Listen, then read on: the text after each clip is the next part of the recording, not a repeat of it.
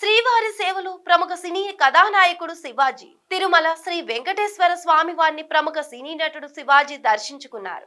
శుక్రవారం ఉదయం విఐపి విరామ సమయంలో స్వామివారి సేవల్లో పాల్గొని మొక్కులు చెల్లించుకున్నాడు. దర్శనాంతరం రంగనాయకుల మండపంలో వేద పండితుల వేదాశీర్వచనం అందించగా ఆలయ అధికారులు స్వామివారి తీర్థ ప్రసాదాలు అందజేసి పట్టు వస్త్రంతో సత్కరించారు.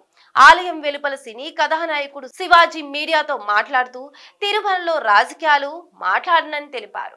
గత ప్రభుత్వ పాలనలో శ్రీ వెంకటేశ్వరుడు ఉగ్ర రూపంలో ఉన్నాడని, ఇప్పుడు శాంత రూపంలో కలకలలాడుతున్నాడని అన్నారు. అమరావతి, పోలవరం ఈ రెండు స్వామివారి లక్ష్యాలన్నారు.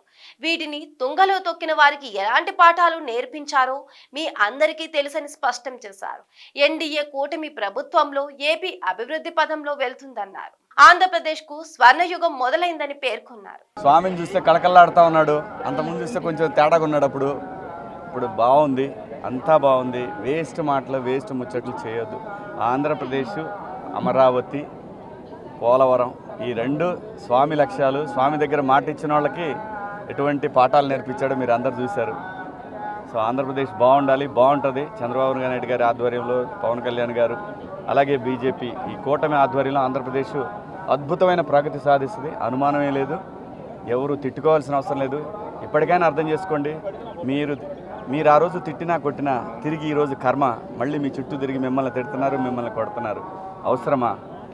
ప్రజలంగా ఉండాలి కానీ ఏదో భుజానేసుకొని నెత్తినేసుకొని ప్రజల్ని ఇబ్బంది పెట్టడం కరెక్ట్ కాదు. అందరూ బాగుండాలి, అంతా బాగుంటుంది. ఆంధ్రప్రదేశ్కి స్వర్ణయుగం మొదలైంది. ఇది చూసుకోండి. ఇది స్వామి నిర్ణయం. ఇది స్వామి దగ్గర డ్రామాలు దొబ్బితే ఎవరికైనా ఇదే శిక్ష. Thank you.